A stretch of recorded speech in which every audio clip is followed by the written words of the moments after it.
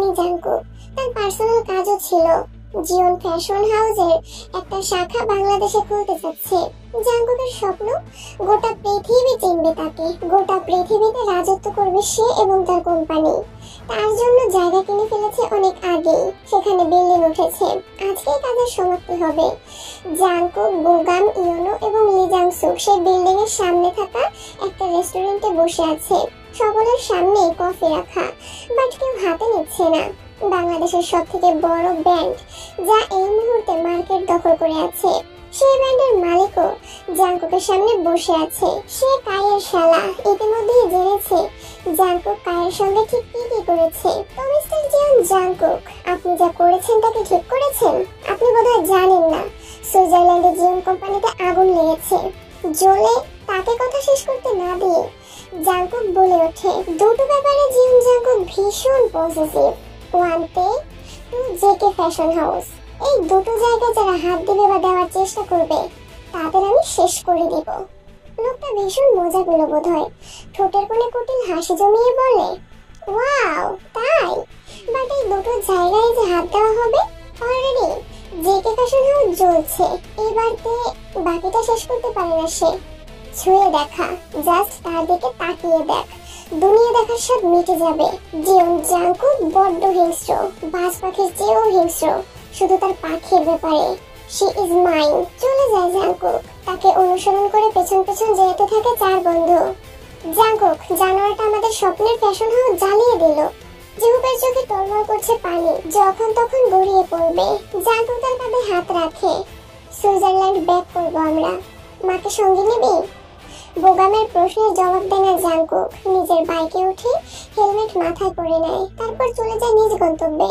ওরা চার বন্ধু গাড়িতে চেপে বাড়ির উদ্দেশ্যে বেরিয়ে পড়ে। এর বরাবরের ইচ্ছে ছিল স্লিভলেস ব্লাউজ এবং তার সাথে লাল রঙের পাতলা শাড়ি পরবে।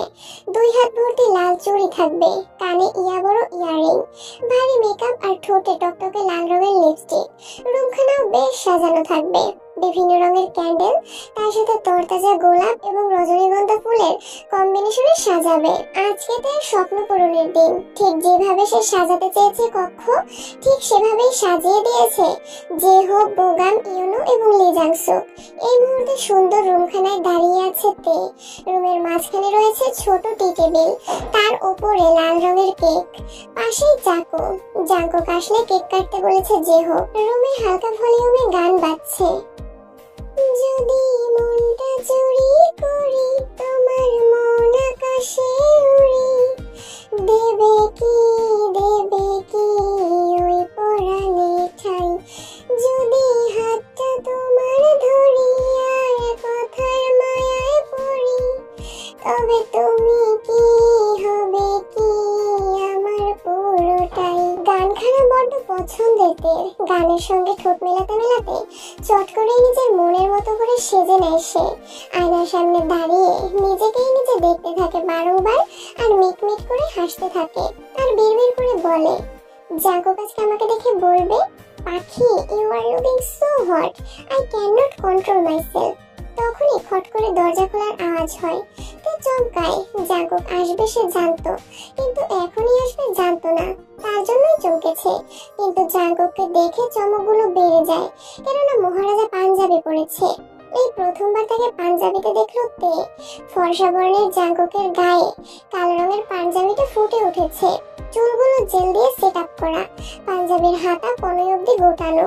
ফর্সা হাতের কবজিতে কালো রঙের ওয়াচ ঝুলছে, হাতে একগুচ্ছ লাল গোলাপ, চোখ দুটো তের পানে আবদ্ধ। ধীর পায়ে এগিয়ে আসছে লোকটা। তার দৃষ্টি ফেরায় না, নির্লজ্জের মতো তাকিয়ে থাকে তার মুখ পানে। আজকে এত অদ্ভুত সুন্দর লাগছে কেন তাকে? কেন নজর ফেরানো যাচ্ছে না? জাঙ্কুক তের সামনে এসে দাঁড়ায়, ফুলগুলো তার দিকে ভাড়িয়ে দিয়ে বলে, Tae, you will be the mothers of my child. ধ্যান ভাঙে তের, নড়ে চড়ে কপাল কুঁচকায়। লোকটা তাকে মা হওয়ার প্রপোজাল দিচ্ছে, মানে বাচ্চা চাইছে। লজ্জায় গাল দুটো লাল হয়ে ওঠে তের, মাথা নিচু করে হাসফাস করতে থাকে। তার থেকে জবাব না পেয়ে জাঙ্কুক পুনরায় বলে, একটা ছোট্ট এনে গিফট করবে আমায়? জানি তোমার বয়স কম, but I need a little princess. তে শুকনো ঢোক গিলে বলে, জাঙ্কুক কই? জাঙ্কুক ফুলগুলো ফেলে দিয়ে তের কোমর জড়িয়ে ধরে, তারপর ঠোঁটের উপর আঙুল রেখে ফিসফিস করে বলে, ওই হ্যাঁ না আসলে এসব বলে কিচ্ছু হবে না, আমার বেবি লাগবে মানে লাগবে। তিনি যে ঠোঁটের উপর থেকে জাঙ্কুকের হাত সরিয়ে দেয় এবং দুই হাতে লম্বা হাতের গলা জড়িয়ে ধরে বলে, মিস্টার হাতি, আমারও বেবি চাই। ও হ্যাঁ না আসলে এসবের মানেই হচ্ছে সম্মতি। মেয়ে মানুষের লজ্জা বেশি, বুক ফাটে তো মুখ ফাটে না, বুঝে নিতে হয়। জাঙ্কুক কপাল কুঁচকে বলে, ইউ মিন টু সে তুমি অলওয়েজ ইন্টিমেট হওয়ার জন্য রেডি থাকো? তে দাঁতে দাঁত চেপে তাকায় জাঙ্কুকের মুখ পানে, ইচ্ছে করে লোকটার দাঁতগুলো ভেঙে দিতে। নির্লজ্জ বেহায়া কোথাকার। তেকে রাত করতে দেখে জাঙ্কুক হাত ঘড়িতে সময় রেখে নেয়, তারপর বলে, ওকে কিছু বলছি না। তারপর কোলে তুলে নেয় তেকে, কপালে চুমু খেয়ে বলে, you are looking so hot. Tae জবাব দেয় না, মুখ লুকায় জাঙ্কুকের বুকে। তাকে বিছানায় শুয়ে দেয় জাঙ্কুক, লাইট বন্ধ করে ক্যান্ডেলগুলো জ্বালিয়ে দেয়, সাউন্ড বক্সের গান চেঞ্জ করে। হালকা হাওয়ার মতো চাইছি এসো এখন, করেছে তোমায় দেখে অল্প বেমানি মন, লিখবো তোমার হাতে আমি আমার মরণ। এই গানটা চালিয়ে দেয়, তারপর দুজন ডুবে যায় ভালোবাসার অতল গভীরে।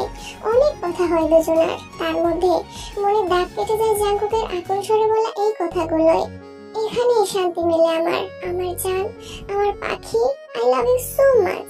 সকালটা কারোর জন্য সুন্দর হয় তো কারোর জন্য অসুন্দর। নতুন সূর্য কারো জীবন রাঙিয়ে দেয়, আবার কারো জীবন ধ্বংস করে। দিনের চকচকে আলো কারো কাছে মিষ্টি লাগে তো আবার কারো কাছে তেতো। এর সকালটা শুরু হয় একরাশ ভালো লাগা এবং পূর্ণতা নিয়ে। চোখ খুলতেই হাজারখানা বেলুন এবং গোলাপের সুগন্ধ নাকে লাগে, তার সাথে মিশেছে সমুখ পারফিউমের ঘ্রাণ, একদম নাকে লাগছে। মনে হচ্ছে জীবন জাঙ্কুক নামক মানুষটা আষ্টে পিষ্টে জড়িয়ে ধরে রেখেছে তাকে। অবশ্য জড়িয়েই রেখেছে, কেননা জাঙ্কুকের শার্টখানাতের গায়ে, প্রিয় পুরুষ, আমার সকালটা রাঙিয়ে দেওয়ার জন্য আপনাকে ধন্যবাদ। বিড়বিড় করে আওড়াইতে পরপরই আড়মোড়া ভেঙে উঠে বসে গোটা কক্ষে নজর বোলায়, না কোথাও জনাব নেই। অবশ্য থাকার কথা না, জীবন জাঙ্কুক সকালবেলা বিছানায় থাকবে, এই ঘুম থেকে উঠে তার মুখখানা দেখবে। ও মাই গড, এটা তো হাতে চাপ পাওয়ার থেকেও বড় ব্যাপার। তে তে জলদি আয় মা, কত রান্না করতে হবে, জাঙ্কুক এখনই বাসায় ফিরবে। জিন বেগমের কণ্ঠস্বর ভেসে আসছে, বড়ই ব্যস্ত গলা তার। তে আর স্বপ্নে বিভোর থাকে না, চটজলদি বিছানা ছেড়ে নেমে পড়ে, চপ্পল জোড়া পায়ে চাপিয়ে রুম গোছানোর কাজে লেগে পড়ে। ফুলগুলো ব্যাগে ঢুকিয়ে কক্ষের এক কোণায় রেখে দেয়, ক্যান্ডেল জ্বালানোর জায়গাগুলো মুছে ফেলে দ্রুত। তারপর কালো রঙের একটা শাড়ি নিয়ে ওয়াশরুমে ঢুকে। আজকে যেমন জাঙ্কুক নামক বেপরোয়া পুরুষের জন্য শাড়ি পরা যাক, দেখি জনাবের কেমন রিয়াকশন হয়। এই তো ভোরবেলা, ফজরের আজানের পরপরই জাঙ্কুক জিন বেগমের কক্ষে ঢুকে। জিন দেখুন নামাজ পড়ার প্রস্তুতি নিচ্ছিল, এমন মুহূর্তে জাঙ্কুককে দেখে ভীষণ অবাক হন তিনি। বুদ্ধি হওয়ার পর থেকে জাঙ্কুক কখনোই তার রুমে আসেনি, তার কাছে তো নয়ই। জাঙ্কুক জিন বেগমের সামনে গিয়ে দাঁড়ায়, শুকনো ঢোক গেলে জিভ দিয়ে ঠোঁট ভিজিয়ে নেয়, তারপর মাথা নিচু করে বলে, আম্মু। জিন বেগমের কলিজা কেঁপে ওঠে, আম্মু ডাকটা একদম কলিজায় গিয়ে লেগেছে। শেষ কবে আম্মু ডেকেছিল জাঙ্কুক? তার বাবার মৃত্যুর দিনে মৃত বাবার মুখ পানে তাকিয়ে উচ্চ স্বরে ডেকেছিল, আম্মু তুমি আমার আব্বুকে মেরে ফেলেছো। ব্যাস, তারপর আর কখনো সৌভাগ্য হয়নি এই ডাকখানা শোনার। মাকে এভাবে চোখ থাকতে দেখে জাঙ্কুক নিজের হাত ঘড়ির পানে তাকায়, সময় দেখে পুনরায় বলে, আম্মু আই এম সরি, তোমায় অনেক কষ্ট দিয়েছি, মাফ করে দিও আমায় প্লিজ। জিন বেগম বাচ্চাদের মতো ঠোঁট উল্টে কেঁদে ওঠে, দুই হাত বাড়িয়ে শক্ত করে জড়িয়ে ধরে জাঙ্কুককে। জাঙ্কুকের বুকে মাথা রেখে বলে, তুই আমাকে ছেড়ে যাস না জাঙ্কুক, আমি তোর সাথে থাকতে চাই আব্বা, তোকে দেখেই মরতে চাই, ছেড়ে যাস না বাপ। জাঙ্কুক মায়ের মাথায় হাত বোলায়, কিন্তু কিছু বলতে পারে না। ছেলের থেকে জবাব না পেয়ে পুনরায় জিন বেগম বলে, আমায় দূরে সরিয়ে দিস না আব্বা, আমি বাঁচবো না। এবার জাঙ্কুক থেমে থেমে বলে, আমি আসছি। ছেলের বুকে মাথা রেখে কতক্ষণ কেঁদেছে জিন বেগম জানা নেই। তবে যখনই জাঙ্কুক আম্মু বলে ডেকে ওঠে তখন তার হুঁশ ফেরে। জাঙ্কুককে ছেড়ে আঁচলে চোখ মুছে নেয়। জাঙ্কুক একটু হাসার চেষ্টা করে বলে, আম্মু যাচ্ছি আমি। আচ্ছা যা, জলদি আসবে কিন্তু। আমি তোর পছন্দের সব খাবার রান্না করবো আজকে। জাঙ্কুক মাথা নাড়িয়ে বেরিয়ে যেতে নেয় কক্ষ থেকে। কয়েক পা এগিয়ে আবারও পেছন ফিরে তাকায়। আম্মু আমি তোমাকে অনেক ভালোবাসি, কিন্তু প্রকাশ করতে পারি না। জিন বেগম হাসে। আমি জানি সোনা, আসছি। হ্যাঁ আসছি আমি। এবার আর পেছন ফিরে তাকায় না জাঙ্কুক, বড় বড় পা ফেলে এগিয়ে যায়। যেতে যেতে জিন বেগমের চোখের আড়াল হয়ে যায়, আর দেখা যায় না। দুজন নারী তাদের ভালোবাসার মানুষের জন্য রান্না করছে। মানুষটা একজনই। ইলিশ মাছের লেজ ভর্তা, পাতলা ডাল, করলা ভাজা, গরুর মাংস, গরুর মগজ ভুনা, কলিজা ভুনা, লুচি, পায়েস, পোলাও, সেমাই আর রসমালাই সবই জাঙ্কুকের পছন্দের। জিন এবং তে রান্না শেষ হতে হতে 11টা বেজে যায়, কিন্তু এখনো জাঙ্কুকের আসার নাম নেই। পায়েসের বাটি টেবিলে রেখে জিন বেগম বলে ওঠে, তে একটা কল করে দেখতো, এখনো আসছে না কেন? জলদি আসবে বলছিল। তে মাথা নাড়িয়ে নিজের ফোনখানা হাতে নেয়। জল্লাদ হাতে লেখা নাম্বারখানায় কল করে, কিন্তু ওপাশ থেকে ভেসে আসে এক নারীর কণ্ঠস্বর। সে ভীষণ সুন্দর করে বলছে, আপনার কাঙ্ক্ষিত নাম্বারটিকে এই মুহূর্তে সংযোগ প্রদান করা সম্ভব হচ্ছে না, কিছুক্ষণ পরে আবার চেষ্টা করুন। এর কপালে ভাঁজ পড়ে। যদিও আজকে প্রথম সে জাঙ্কুকের নাম্বারে কল করলো, কিন্তু বন্ধ কেন বলছে।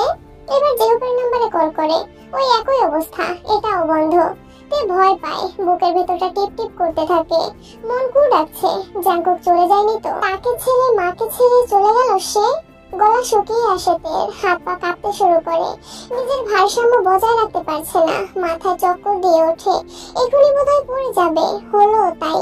আঁখে পল্লব বন্ধ করে ঠাস করে পড়ে যায়।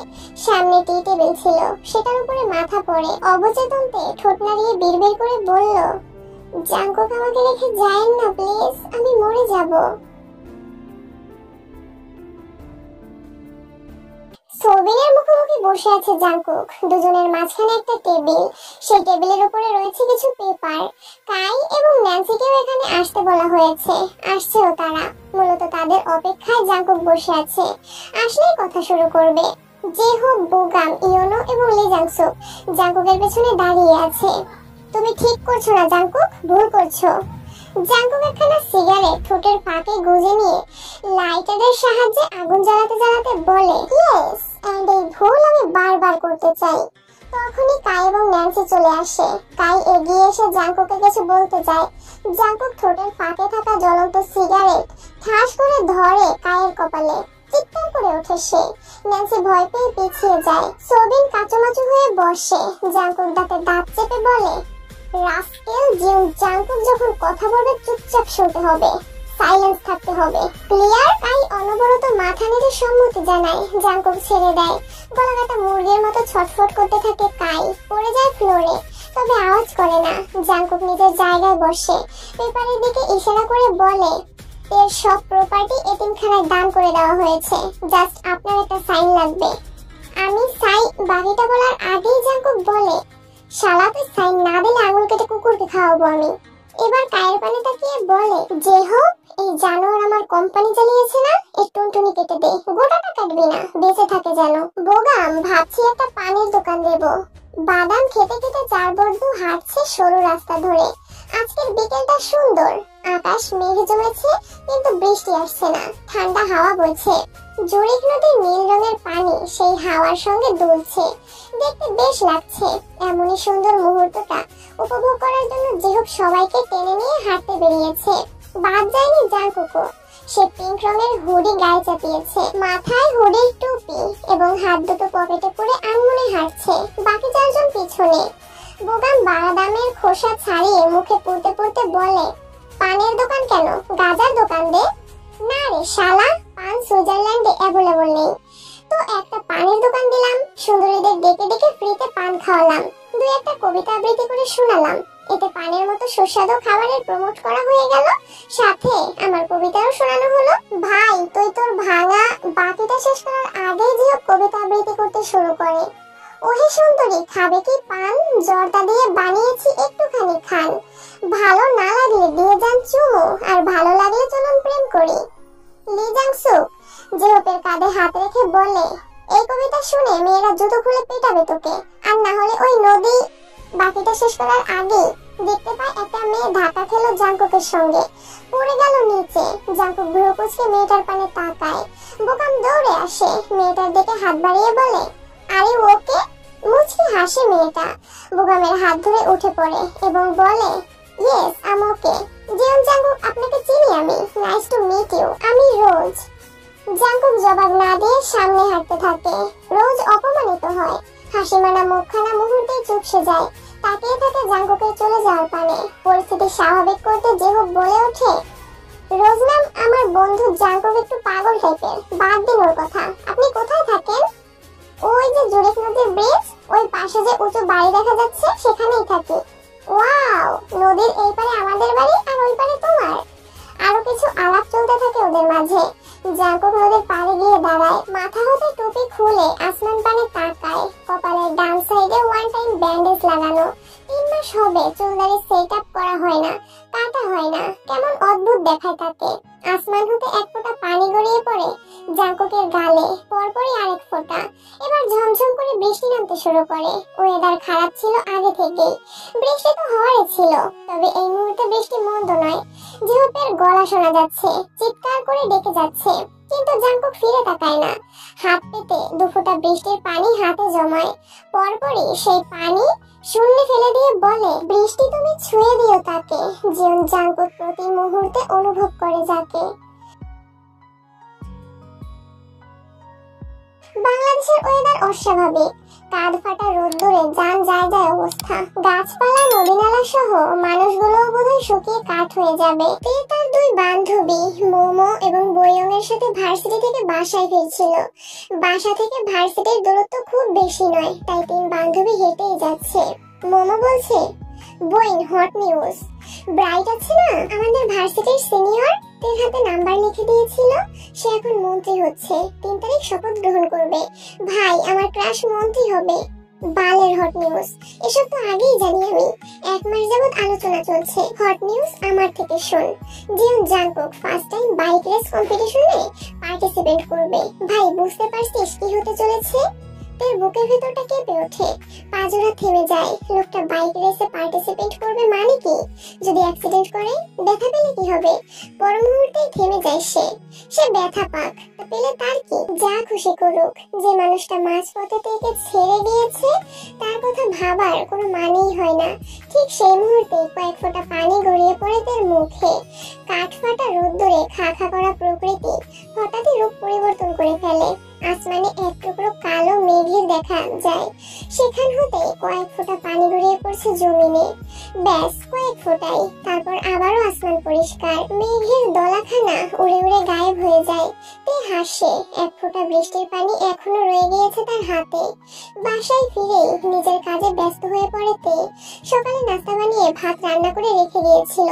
থালা বাসন অমনি রয়েছে, সেগুলো ধুয়ে মুছে গোসল করতে হবে।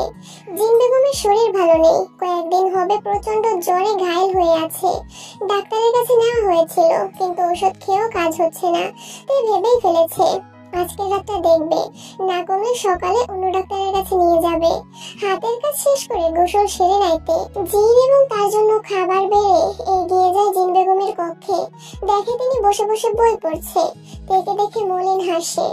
জাঙ্কুক কল করেছিল। তে কথা বলে না, চুপচাপ খাটের উপর ভাতের থালা নিয়ে বসে।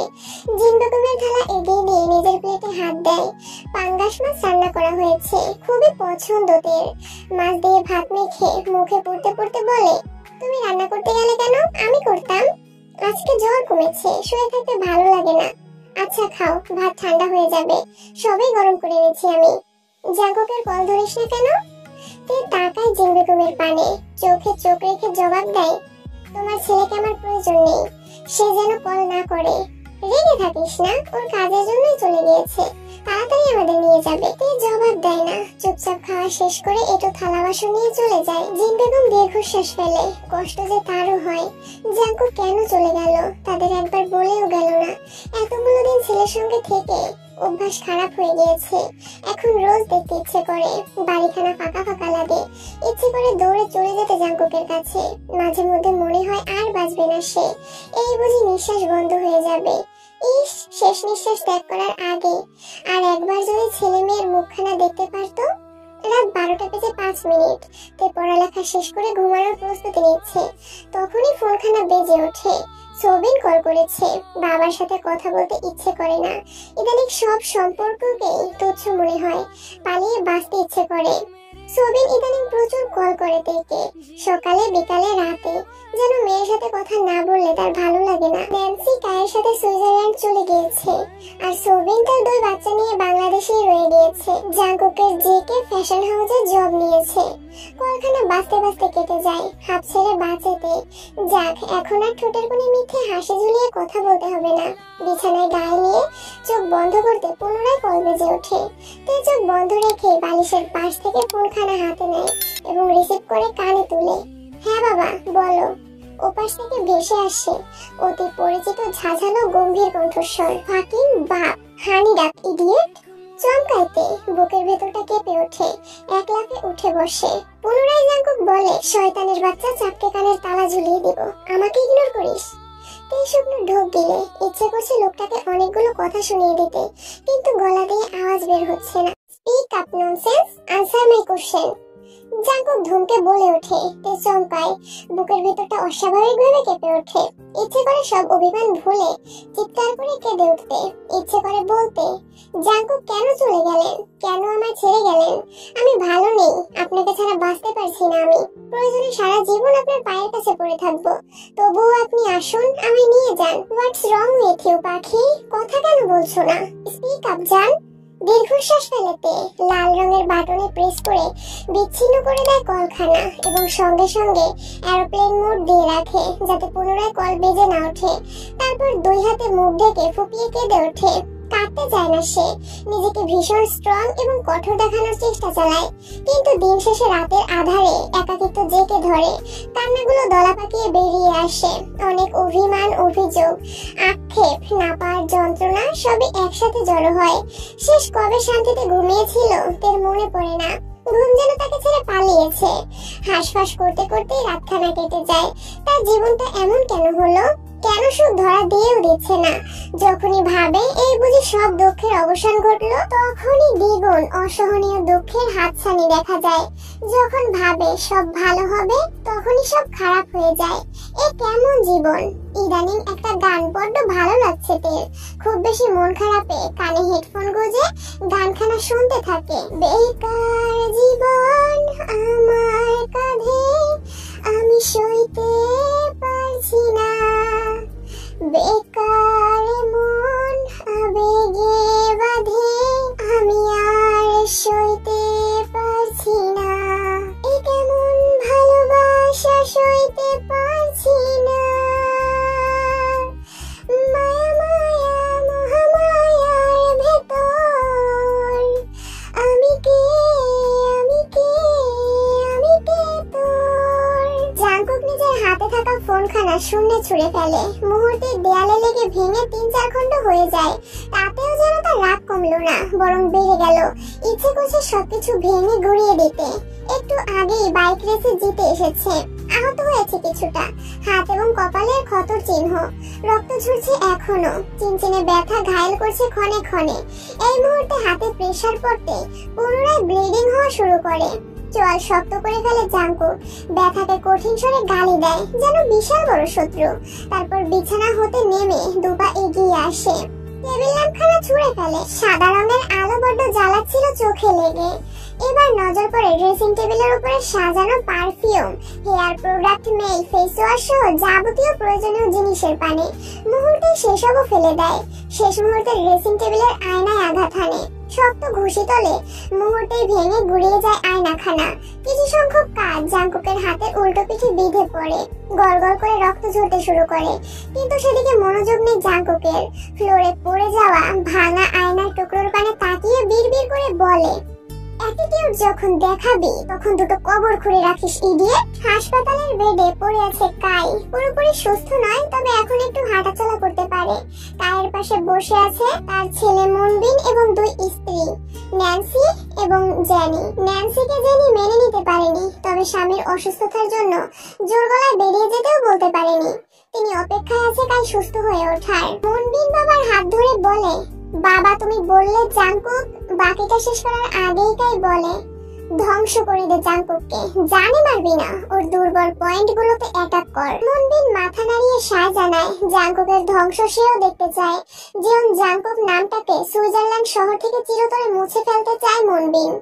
জিন বেগমের শরীর মোটামুটি ভালো, একা বাসায় থাকতে ভালো লাগে না তার, সেই জন্যই জিয়ন হাউজে ফিরে যাওয়ার সিদ্ধান্ত নেয়। সেখানে পরিবারের সকলের সাথে থাকলে মন এবং শরীর দুটোই ভালো থাকবে। তেকে নিজের সিদ্ধান্ত জানানোর পরে তেও রাজি হয় এবং বলে ভার্সিটি থেকে ফিরে ওই বাড়ির উদ্দেশ্যে বেরোবে। ভার্সিটিতে যাওয়ার সময় রাস্তায় ব্রাইটের সঙ্গে দেখা হয়েছে তের। বড্ড তাড়াহুড়ো রাস্তা পার হচ্ছিল, তখনই একটা দ্রুতগতির গাড়ি চলে আসে তার সামনে। ধাক্কা লাগতে লাগতে বেঁচে যায় সে, একা একা বাঁচে না, বরং ব্রাইট হাত ধরে টেনে রাস্তার সাইডে নিয়ে যায়। বড্ড ভয়ার্ত ছিল ব্রাইটের মুখশ্রী। তেও ভয় পেয়েছিল, কিন্তু ব্রাইটকে দেখে ভয় কেটে যায়। বলে, আপনি এখানে? ব্রাইট একটু হাসার চেষ্টা করে জবাব দেয়, ভার্সিটি যাচ্ছি, আমার সঙ্গে চলো। না না, আমি একাই যেতে পারবো। হ্যাঁ তুমি একাই যেতে পারবে, তবু আমার সঙ্গে চলো, গাড়ি নিয়ে আসিনি, হেঁটে যাব, চলো। তে মাথা নাড়িয়ে সায় জানায় এবং দুজন পাশাপাশি হাঁটতে থাকে। হাঁটতে হাঁটতে ব্রাইট জিজ্ঞেস করে, তারপর তোমার জাংকুকের কি খবর? আলহামদুলিল্লাহ ভালোই। কথা হয় তোমার সাথে? এ বাবা, কেন হবে না, প্রতিদিনই হয়। তোমায় রেখে গেল কেন? আমি তো আর সারা জীবন সুইজারল্যান্ড থাকবো না, এখানেই থাকবো। উনি আসবে মাঝে মাঝে, এমনটাই তো কথা হয়েছে আগে থেকেই। আর উনি আমায় রেখে যায়নি, বরং আমার এখানে থাকারই কথা ছিল। ব্রাইট আর কিছু বলে না। মূলত জাংকুক এবং তের সম্পর্কে সবটাই জানে সে। জাংকুকের চলে যাওয়া, তের সঙ্গে কথা না হওয়া, সব ব্যাপারে অবগত। তবুও তের মুখ থেকে কিছু শুনতে চাচ্ছিল। ও একবার বলতে পারতো, হ্যাঁ জাংকুকের সঙ্গে আমার সম্পর্ক ঠিক নেই, আমাদের কথা হয় না অনেকদিন, আমি ভালো নেই। ব্রাইট খুশি হয়ে স্বপ্ন দেখতো, আবারও তেকে পাওয়ার পায়তারা আটতো। সেই সুযোগটাই তে দিচ্ছে না। ভার্সিটির মাঠে পৌঁছে যায় ওরা। ব্রাইটের ডিপার্টমেন্ট পশ্চিম পাশে আর তের পূর্ব পাশে। এখানেই দুজনের পথ চলা শেষ। এবার দুজনকে দুদিকে যেতে হবে। মাঠের ওই প্রান্তে তের বন্ধুদের দেখা যাচ্ছে। ব্রাইটের থেকে বিদায় নিয়ে তাদের দিকে পা বাড়াবে, তখনই একটা লোক এসে দাঁড়ায় তের সামনে। হেসে বলে, জিয়ন জাংকুকের পাখি আপনি? ব্রাইটও দাঁড়িয়ে পড়ে, পেছন ফিরে তাকায় লোকটার মুখ পানে। তে ভ্রু কুঁচকায়, কঠোর স্বরে জবাব দেয়, আমার নাম তে, পাখি নয়। ম্যাম আমি বলেছি। লোকটাকে থামিয়ে তে বলে, জাস্ট শাট আপ। আমার রাস্তা আটকানোর সাহস হলো কিভাবে? নেক্সট টাইম যেন এমনটা না দেখি।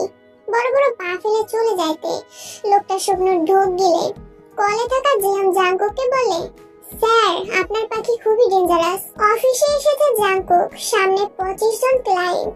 বিশাল মনিটরের স্ক্রিনে লাল রঙের একখানা গাউন দেখানো হচ্ছে। সেই গাউন তৈরির ব্যাপারে ক্লায়েন্টরা জানতে চাচ্ছে, কিন্তু জাংকুক কলে ব্যস্ত।